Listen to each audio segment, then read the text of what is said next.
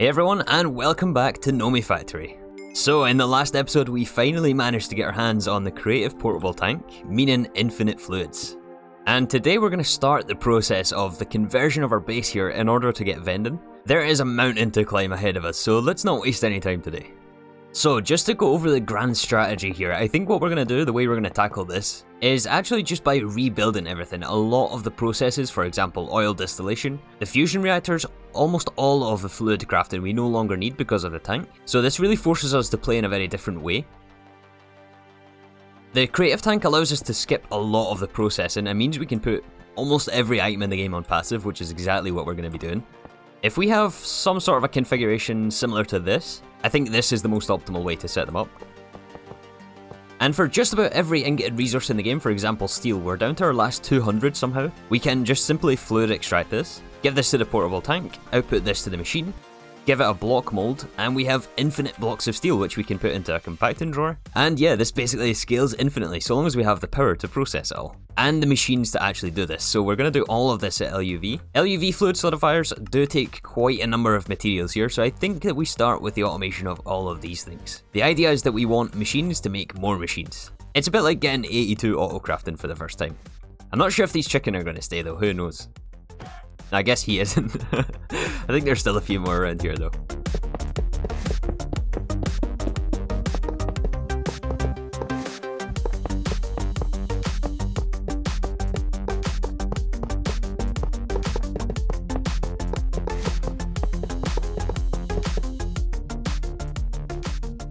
Alright, so after changing some things around, after some iterations, this is the design for our fluid solidifiers. As I mentioned at the beginning of this series, we're not going to be paying too much attention to aesthetics. Honestly though, I was just really tired of all this cobblestone down here, so instead we've got blocks of Naquada alloy, and styrene butadiene rubber. Because what better way to build your base, right? So yeah, this is set up in more or less the same way we had it. We've got some storage buses on the drawer controllers. Every line is separated, but we do have the power connections all the same all the way around. And then a 16 amp LUV CEF to power it all. I made a start on fluid solidifying some recipes. We got things like copper, iron, omnium, lumium and neodymium. But this is a very random assortment of items, and I don't think this is the best way to go about things. But now that we got some basic infrastructure set up there, I think we're going to go from top to bottom of our base, and we're going to start to tear out all of these blast furnaces. It's going to help with a lot of the lag as well. So for example here we got dark solarium, I'm sure this can be fluid solidified, blue steel, yttrium barium cuprate, and lumium we already have up there. I'm not sure if this is going to live here permanently, but we do have a little fluid extractor up here. And we'll use these fluid tanks from Ender.io since you can easily empty them once you're done. And it means we don't have a bunch of filled fluid tanks in our AE system. So yeah, we just want to place down our tanks, fill them with each fluid, output them all to the machines, set the output direction of the machines, set automatic output. It's a lot of clicks. Then we need to grab some molds. I think the dark solarium only accepts ingot molds though, and the rest can be block molds. And since dark solarium only accepts ingots, we'll change this out with a regular drawer. There's no need to use the compacted drawer in this case. Place in the molds, and yeah, set the drawer and we're done. And we can go a bit crazy with these blast furnaces here, and start demolishing everything. Oh, this is going to be so satisfying. We're not going to need this Naquadria setup anymore from last episode. All of this is now irrelevant actually, so we're going to reclaim all of these machines. And wherever possible, we are going to demolish everything because it saves on lag and we can reclaim some stuff and save on power. I'll even take the cable. So yeah, I think right now I'm just going to do the blast furnaces, all the blast furnaces in the base, which is quite a bit of work still.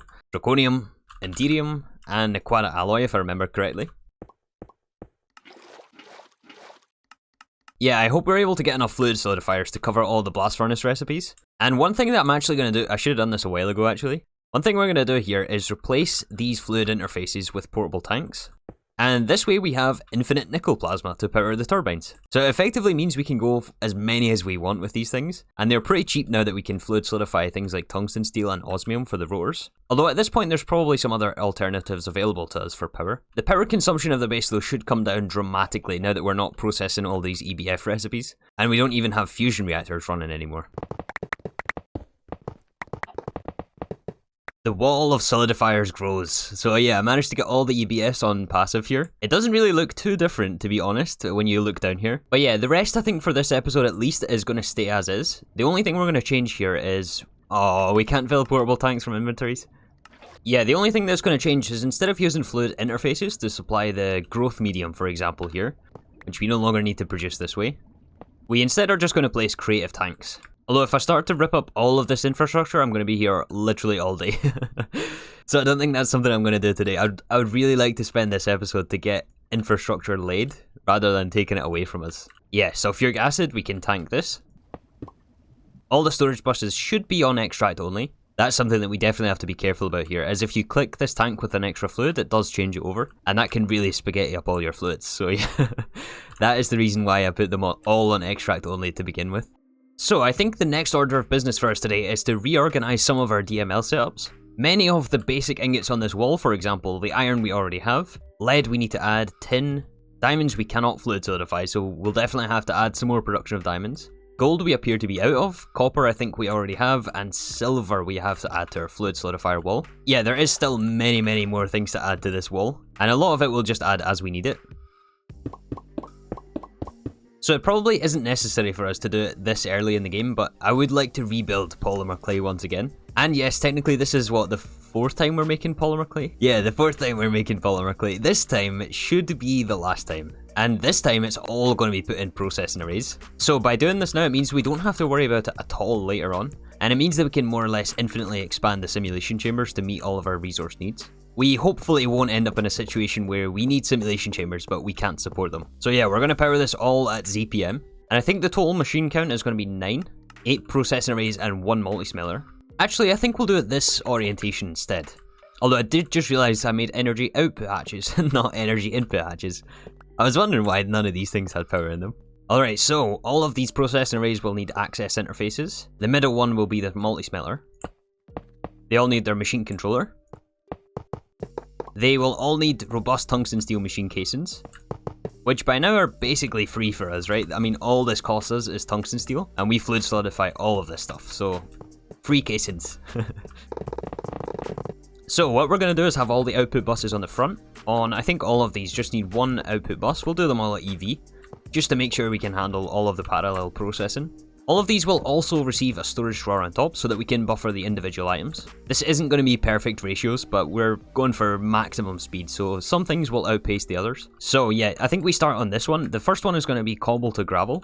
So we need a cobblestone generator. This should form the multi-block right here, and we need some machines for this. We have to be careful which tier we pick. Even though we're given this ZPM power, we can technically feed this any machine tier we need. And because this is a 10 EU per tick recipe at LV at 0.8 seconds, it means it maxes out at EV. So anything above EV means that we're spending more power, but we don't get any more speed necessarily. So because of that, we're just going to go with the EV machines. I'm going to order 32 of these things.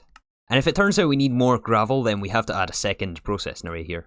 And we actually have to switch up the drawers here. We have to place them all in the middle, since these output buses do push their items. However, if we have a drawer here and then the item interface, the drawer doesn't send its contents to the item interface, and therefore the laser wouldn't send anything. But almost all of these processes will be fast enough to be able to buffer items extra. So what we can actually do here is just have a second item laser relay, one on the drawer controller, and the second one hooked up to the input bus of the next PA, which in this case will also take in 16 pulverizers, which should turn it into sand. Very good. Sand we also want to buffer here. And the sand also has to go into the next PA here, which we want as dust. And this we have to chemical react with water. We can use our creative tank even. Input bus, which will be connected to the output of this PA. And the dust recipe also maxes out at EV, so we want 16 EV chemical reactors for this step, which I've just finished crafting. Awesome. Here we get clay, we also want to buffer. So yeah, that's the first half of the process done. You may remember last time we split up sand, and sand we used to multi-smelt into glass. Well, there's actually no need for us to do that anymore.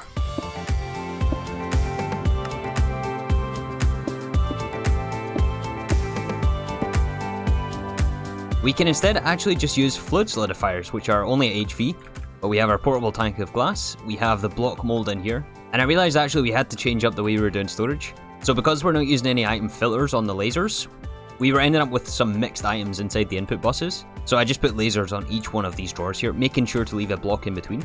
In fact, we can probably move the drawer controller into the middle here so that we can put a storage bus on. But yeah, then over here we got 16 IV electrolyzers here, which does the... that shouldn't be in there. I think that was there from before. Yeah, this electrolyzes glass into quartz. The nether quartz is then sent over to the next one, mixed with molten ender from our creative tank. This gives us the resonant clathrate. So from here, the last thing we need is our multi-smelter. I think we're going to put fusion coils on this because, I mean, why not, right? It gives us the biggest bonus and energy discount, which is going to be nice. You know, I don't remember. Can we put machines next to each other like this? I really hope this is going to form the multi-block. Anyways, as usual, input and output bus. I think that's all we need for this one. So this is going to run the cloth rates through and give us pulsating dust. Pulsating dust has to go to these alloy smelters right here, which also has the clay inside, and this will alloy smelt together for pulsating polymer clay. And these things I think we are taking up to IV. Oh yeah, and the inputs for this we have to hook up to the cloth rate right here. Let's see, is this going to work? Ah, it does work, nice. And that is hopefully the last time we're going to set up polymer clay. Yeah, I think that works. I just ran a applied energistics connection up the same line as the power came from, and we got a storage bus on this drawer and also the drawer controller over here. Might as well max upgrade this drawer and we're going to see all the item lasers in action. Look at this. Oh, look at all the item lasers. Oh, this is sweet. So yeah, now we're going to go around and swap out all of these data simulations that we no longer need. Is there any need for us to run zombie at this point? I guess there is, because we do need the zombie heads for the Z-Logic controllers. So we definitely do have to keep some zombie, some skeleton, definitely Enderman and Blaze. I do know that we definitely want to increase the ratio of dragon models, and definitely some more shulkers in here as well. Alright, so I did move some things over there at DML. I added redstone and glowstone to our fluid solidifier wall over here. And you may have noticed this double setup here with the power. This is going to be for things that we need to double machine before we can store. Yeah, we're waiting on some more fluid solidifiers here. This is exactly the bottlenecks that we're just about to fix. Actually, you know what? HSSG rotors. We can fix this one right now. Where do we make HSSG? I think it's here. And instead of just fluid solidifying the block, we can add a rotor mold to this, and we have passive rotors. We're going to eventually do this with every ingot and every single material that we need rotors for. There's only a handful, but yeah, we'll do them as we come across them. But yeah, this side of the room, we're going to also have some fluid solidifiers. And we could technically just supply the ingots to the wire mills and skip the second fluid solidifier step. That would have also been an option if we were just to have an ME interface on the top of the wire mill. But doing it this way is definitely much faster, since we don't have to share from the same solidifier that's doing all the ingots. So I think it was copper wire and annealed copper wire that we need. We can add these two to the tanks. We want to solidify the ingots this time, which will automatically output to the wire mills. And this will be the setup for the wires, the lathes, the compressors, I think, the cluster mills. Basically all the things that are two-stage processing steps. Yeah, let's also add some lathes onto this. We are missing the recipe for IV lathes, or LUV lathes. Let's just make like 10 right off the bat, so it's easy to add things in the future. Oh yeah, it looks like we got a bottleneck here for aluminum plates. Not anymore. I think the assembly line is going to be our biggest bottleneck, honestly, right now. And that's also something I would like to get to today. In fact, I think we're going to place them all along here. More fluid solidifiers, and some lathes. So I think it was, what, tungsten steel for all of the LUV machines. This gets an ingot mold into rods, which are much slower, so we definitely want to be doing these at high tier machines. Let's also add the HSSG and neodymium rods. We're also going to add yttrium barium cuprate wire, vanadium gallium wire. If we check the recipe again for the fluid solidifier, there is also fine wire in here. And we are going to need a lot of fine wire. So fine wire is made from wire mill and copper wire, which means a double wire mill plus a fluid solidifier. So that's effectively a 3-machine process. I don't think we want to set up 3 machines here, including the solidifier. I think for processes like this, we're going to set up separate machines. I mean, it is totally possible for us just to add another setup and squeeze in an extra wire mill in here. But we're not going to do that. Instead, we're going to have something like this. So I've set out 3 identical squares here, I guess. We're going to try to keep these processes in line, so we'll have 3 identical setups like this, with different recipes, of course. And then 3 across here for all of the double stage processes. And this one over here is just adding an extra applied energistics interface, which imports the copper wire. We have a conveyor module on the side of the machine to pull it in. This will make us our fine wire, we output that to a drawer. And in fact, we can even connect all the trims on the back here to connect the drawer networks together, since there'll be another drawer here for the output of this machine. This isn't exclusive just to wire mills though. We can add chemical reactors or assembly machines, almost any machine here, and we can even have fluid input if we stick them in the middle here. The only downside to this design is they are technically locked at the 1 tier, so right now we have all at LUV. I know that there will be some machine recipes that will have to passive that are ZPM and above, so I think we'll have to add just separate squares for those ones.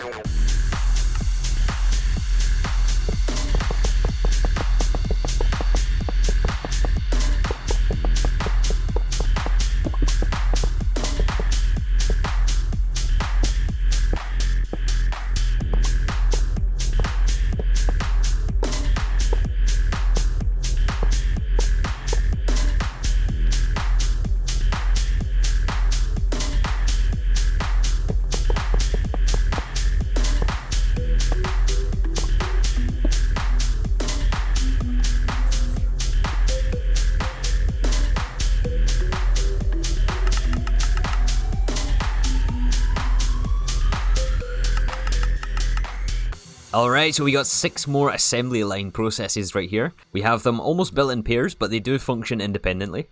It's almost the same one as the one we still have set up down there. Except now for the fluids, we're obviously using creative tanks next to the fluid input hatches. And we got growth medium, SBR, lubricant, and solar and alloy, which I think can handle almost every recipe in the assembly line. I think the only one this can't handle is the field generator at UV. This recipe here, basically the inputs are too large, there's too many input items for it. So that's something that we'll have to set up separately. Although this is only used in the tier 9 and the max battery, which is not something that we make very frequently, and is probably not something we'll be making for another little while.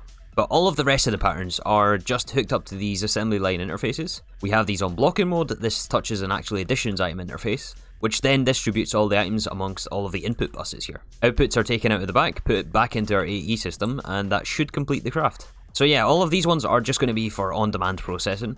We'll set up some passive ones later down the line.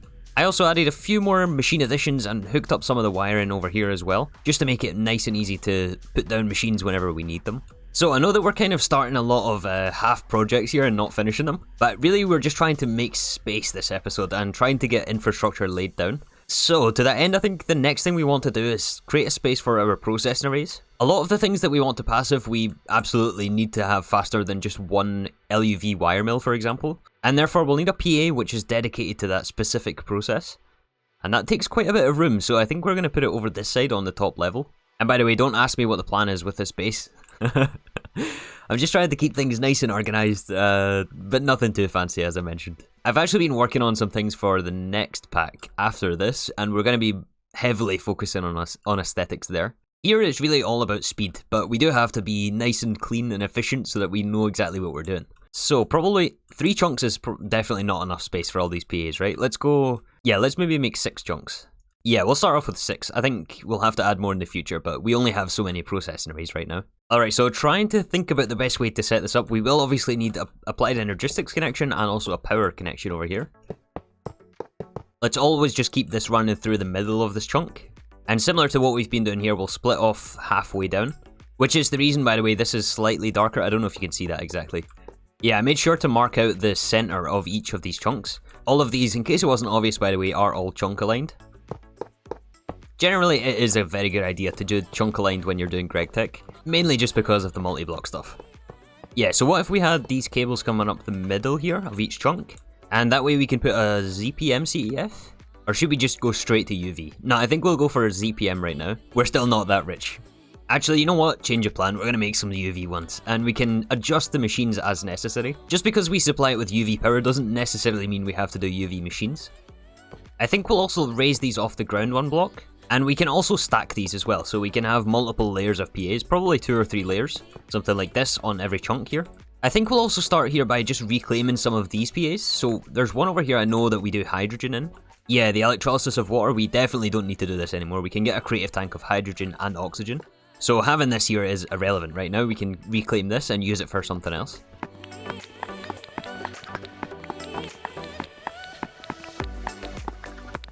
Same with the endstone centrifuge, we don't need to do this anymore for tungstate or platinum, and endstone we'll have to set up again, but that'll be moved elsewhere. And I think this is actually a double process for endstone. We have another crafter somewhere over there making it. There's also the fact that some of these are going to be passive and some of these are going to be on demand. And I think since we're now setting them up at this early stage, we should probably separate them out. We do still need to keep our ability to craft some items on demand, not absolutely everything will be on passive. So yeah, that's like the general sort of setup here. I decided not to wall share these actually, it's more simple to keep them separate. And as we seen earlier, robust tungsten steel machine casings are free for us basically, so there's not really any extra cost involved in this, other than the wear and tear on the mouse. Alright, so I got a few of them moved over already. I got the lathe and the autoclave for water. Still a few more to move, but those are going to be very tedious because some of them have level emitters and whatnot, and we do need to keep these. For example, the wetware boards. Oh my goodness, these eggs, these chicken. These guys have been camping out here since the last episode. But I mean, they've been around too long. They've been here for the tank grind, so we can't leave them now, can we? Okay, guys, you can stay. Just promise not to drop too many eggs. I hope this doesn't glitch through the thickened glass here with the magnet on. Yeah, those guys are going to stay there. And the sheep, actually. We should pick him up, since he was a 1 in a million spawn. The rest of the platform will be demolished at some point. Anyways, I'm going to keep moving these PAs. I think we're going to wrap this episode up here. There's not going to be much progress, I would say, in the next couple of episodes, quest-wise. I think we're going to be building out our infrastructure for quite some time now. But it's all very necessary to get to creative vending in a acceptable amount of time. So yeah, thank you guys for watching, and I'll see you all soon for some more Nomifactory.